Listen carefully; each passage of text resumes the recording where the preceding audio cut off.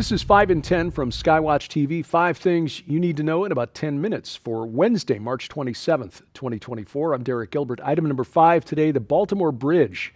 This was shocking enough, seeing the 1.6-mile long Francis Scott Key Bridge over the Patapsco River at Baltimore collapse, caught on video. This happened when a 115,000-ton cargo ship slammed into a bridge support at about 1:30 in the morning, early Tuesday, local time.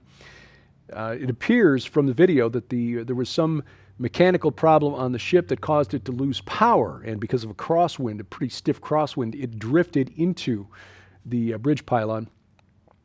This is bad news for a couple of reasons. First of all, as of this recording, 2 people rescued from the water, but 6 others, construction workers, still missing, possibly trapped in vehicles in 50 feet of water.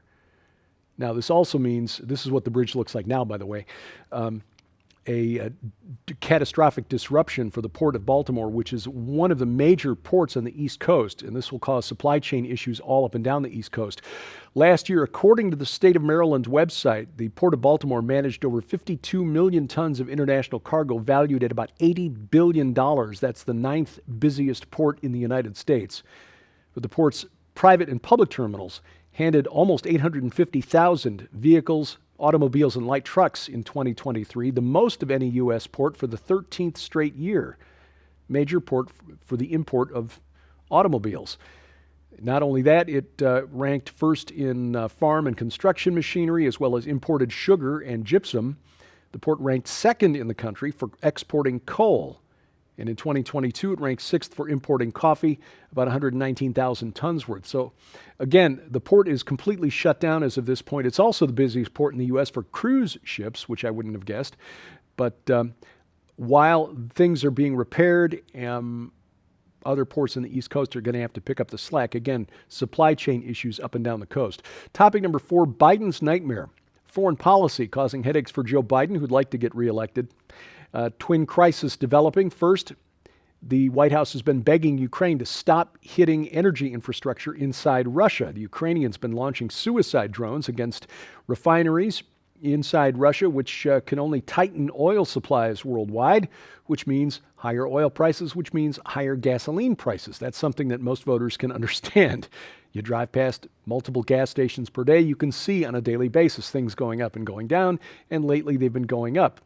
The opposite direction for what the president would like to see heading into November. Then in the Middle East, U.S. Vice President Kamala Harris dispatched. She was on This Week, hosted by ABC, and warned Israel that a major attack on Rafah, the southernmost city in the Gaza Strip, would be a big mistake. Why? Not because of any concern for the Palestinian Arabs, no, because what they're really concerned about is this widening and escalating into a wider regional conflict, which could prompt the Houthis to start striking at Saudi refineries, further tightening oil supplies, gasoline supplies, and driving prices upward. That is bad for Democrats who want to hang on to the Senate and hang on to the White House. Topic number 3, red flag laws.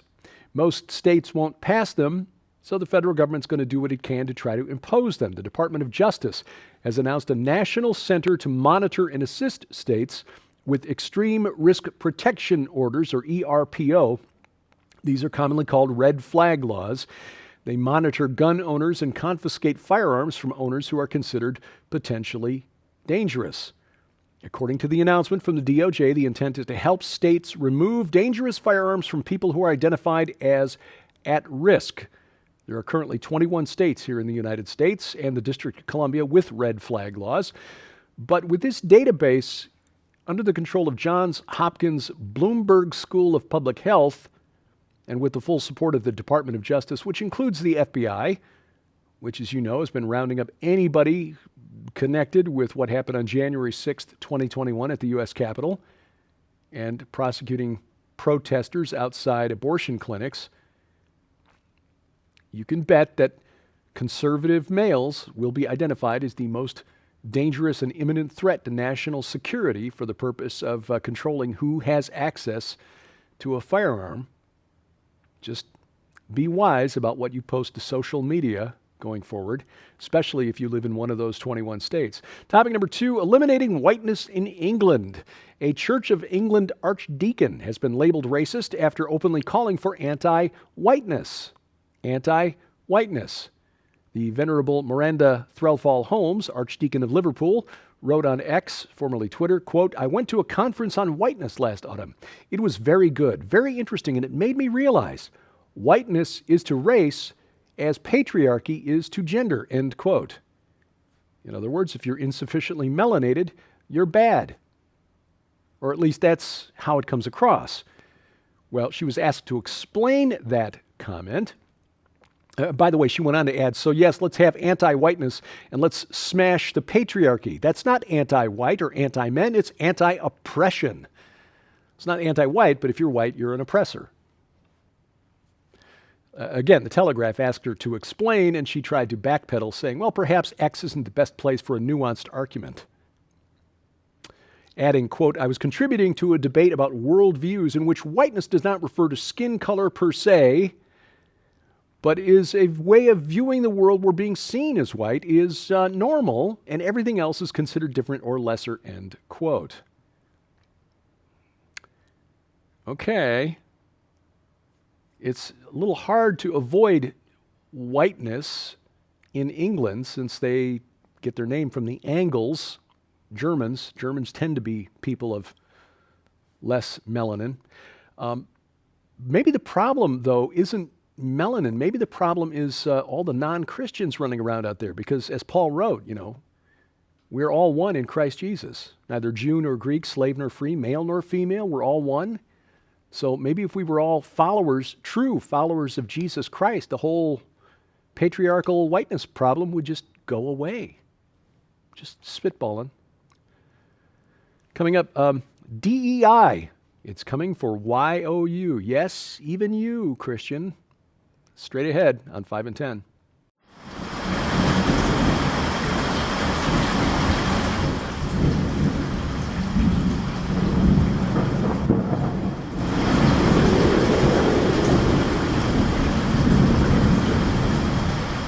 There is an all-out war being waged on the minds of an entire generation of today's young people.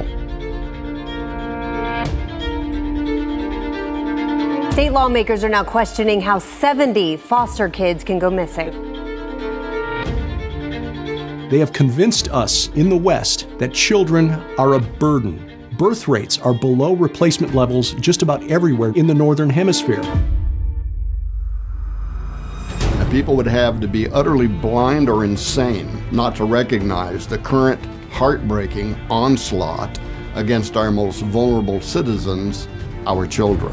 Children who have been thrown up against walls and locked in closets. Children who hide under their beds in fear and whose nightmares are real. Children who have been beaten with 2x4s, whipped with bicycle chains, and burned with cigarette butts. Children living in foster care are 4 to 5 times more likely to commit suicide than those who are not. An agenda to submit our current generation of children to a fate far worse than death is being carried out. I was 5 years old. I was doing dishes. My mom was so mad. She had picked up one of the steak knives and shoved it through my hand and just walked away. Who will stand in the gap for these children? These are real lives.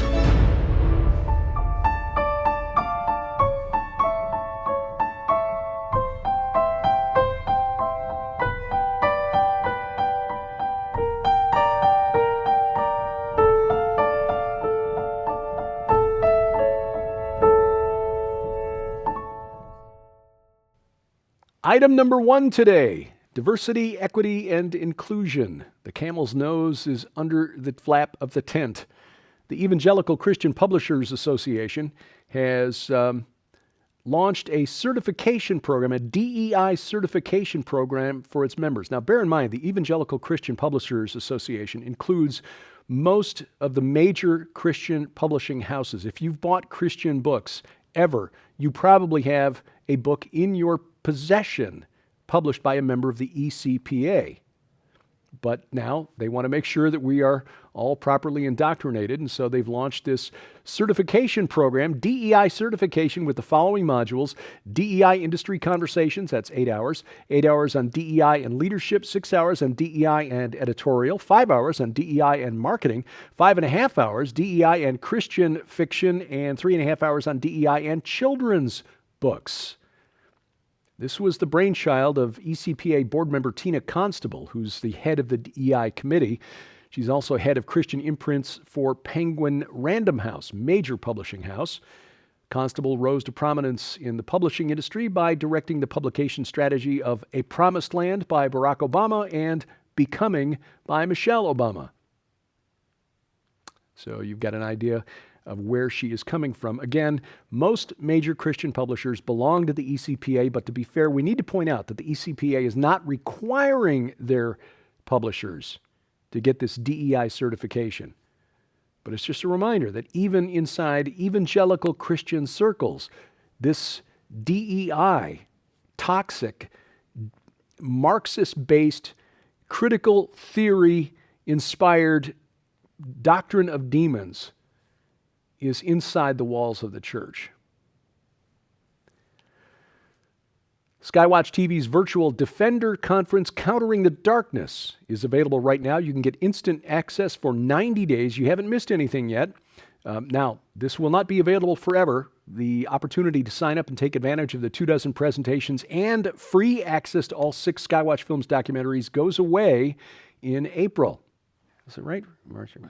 It goes away in May, actually. You get 90 days to sign up and 90 days access from the time you sign up. So point is, don't delay. Take advantage of this now, and you can find out more information and sign up today. Get instant access at defenderconference.com. This week on Skywatch TV, we continue our series about the forthcoming docuseries, Rescue Us. It is why we do what we do at Skywatch TV. It's to finance the work at Whispering Ponies Ranch and provide those facilities at no charge to partner ministries like Teen Reach and Royal Family Kids. In fact, this week you'll hear directly from Samantha Orr, who is a victim of one of the worst cases of child abuse ever recorded in the state of Missouri. She explains how Royal Family Kids Camp changed the course of her life. And this is what you're doing through your support of Skywatch TV and Whispering Ponies Ranch. You can watch the program right now at our website, skywatchtv.com. You can catch it at our Apple TV or Roku channels. Fire TV channel coming soon. It's available at Rumble, rumble.com/skywatchtv. Our broadcast schedule, of course, skywatchtv.com/channels, or you can catch it at our mobile app, which is probably the best thing to do because that guarantees we will never get canceled. Brings the programming directly to you through our app, bypassing the gatekeepers. It's available for iOS, Android, and Amazon Kindle Fire phones and tablets, and we've got links to their app stores at our website, skywatchtv.com. In early May, Sharon and I are leading a small group, maybe 24 people, maybe 30 at most, to Israel, what we're calling our Solidarity Mission. This is apart from Skywatch TV, but Joe Horn graciously allowing us to talk about it here. We will go and visit sites in the Negev that were attacked on October 7th. We'll visit with families of the hostages still being held at Hostage Square in Tel Aviv. We will visit sites in Jerusalem that are central to this long supernatural war, the Temple Mount, the Mount of Olives, and the Western Wall, and more. We'll also visit the Friends of Zion Museum, the Israel Museum, other sites that you'll want to see. We'll visit Gush Etzion. They may not be familiar to you, but it was the site of a key battle in 1948 during the War for Independence. It is essentially Israel's Alamo. Powerful. You will not be unaffected by this tour. If you want to find out more and consider joining us, May 6th through 13th in Israel, go to gilberthouse.org/travel. Again, you won't find the information at Skywatch TV. It's at gilberthouse.org/travel. Thank you for watching as we keep watch. I'm Derek Gilbert. This is 5 in 10 from Skywatch TV.